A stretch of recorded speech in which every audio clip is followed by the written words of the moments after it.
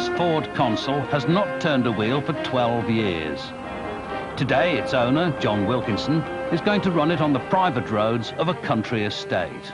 We thought it was a very neat, clean-lined motor. When we ordered this car, I think it must have been in production some 4.5 years, because it was actually brought out in 1950. The Consul's American styling influenced the look of all British cars.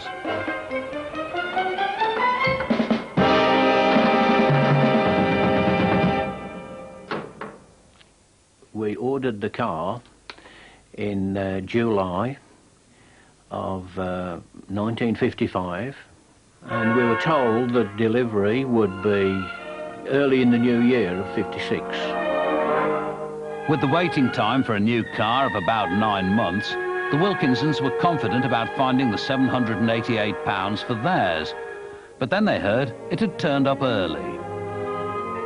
It said, "We are pleased to inform you that your new Ford Consul has arrived." Oh dear, real panic stations then. But we managed it.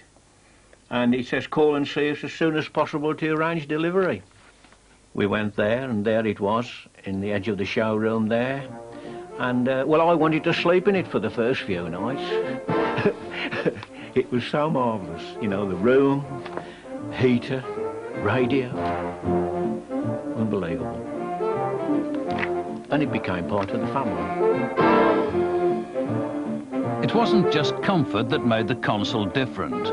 Up until now, most British cars looked like this: sit up and beg, with separate wings and built on a heavy steel chassis.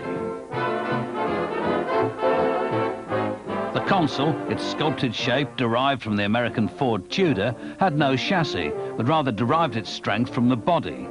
This modernity nearly put John Wilkinson off.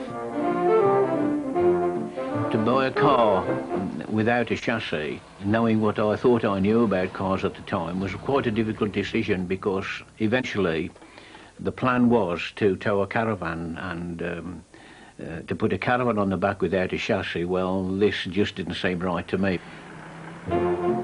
But John, a former engineering draftsman, took a chance and found that the Consul was ideal for towing the caravan on family holidays. For a mass-produced car, the Consul's technical sophistication made it a milestone on the road to modern motoring, and a revelation to drivers at the time. Mechanically, it had got a lot of features which was really out of this world. To have independent front suspension was, well, if you'd driven the cars that I had ridden with the cart springs on the front, then you come to independent front suspension, well, you just couldn't believe it. This came at the time before the family arrived. I think really it holds such memories of fetching my son from the hospital, for instance. It's unbelievable what it's done.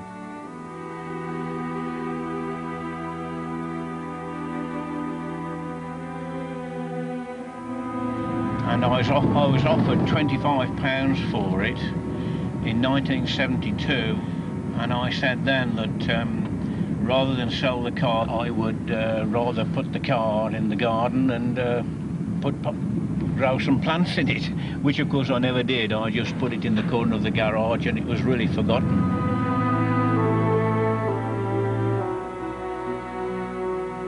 John's car played such an important part in his life that most of its paperwork survives.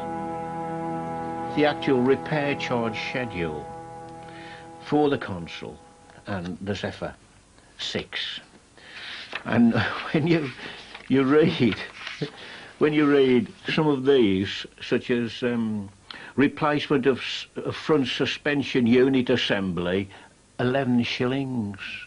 That's just over 50p. Now, this is something which I think is very unique today. Can you imagine putting that in the back of your car today and saying to people, "Please pass me, I'm ringing my engine"? And there it is. That's the original one that I stuck in the back of the car, and was proud to do it, I tell you. Please pass.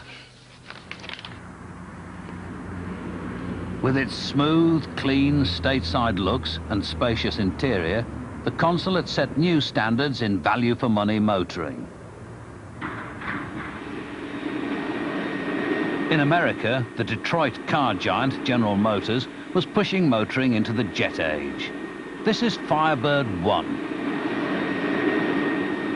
Technicians make their last-minute checks. Harley Earl gives her a final paternal pat. The father of these concept vehicles was GM's legendary chief stylist, Harley Earl, who was transfixed by aviation and rocket symbolism. Earl had seen the future, and it had fins. For her first ring around the rosy of the Proving Ground Highway. The gas turbine cars never left the test track, but their jet imagery did, and found its way onto GM's British cars. As you can see on the dash panel of this, it's even got a rocket flying across the dash there, which is a Bell X1, I think. Doesn't bear much relationship to what the car is, but it was part of the styling concept.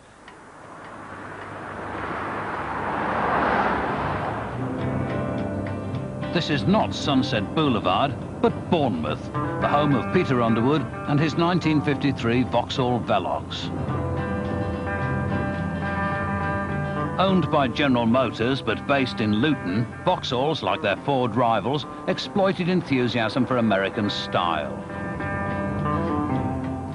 All the other English cars had traditional themes. They had vertical radiator grills and bumpers that looked as if they weren't properly attached to the body and things like that. I think this car was styled to sell in the European countries where British manufacturers they hadn't even attempted to sell cars there before the war.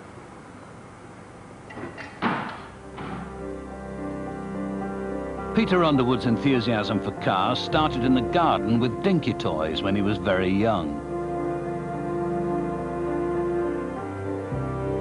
On June the 15th, 1945, he graduated with this birthday present from Mum and Dad. His first motor. Well, pedals anyway. Later, it wouldn't be any car, but Vauxhalls that would become a lifelong passion.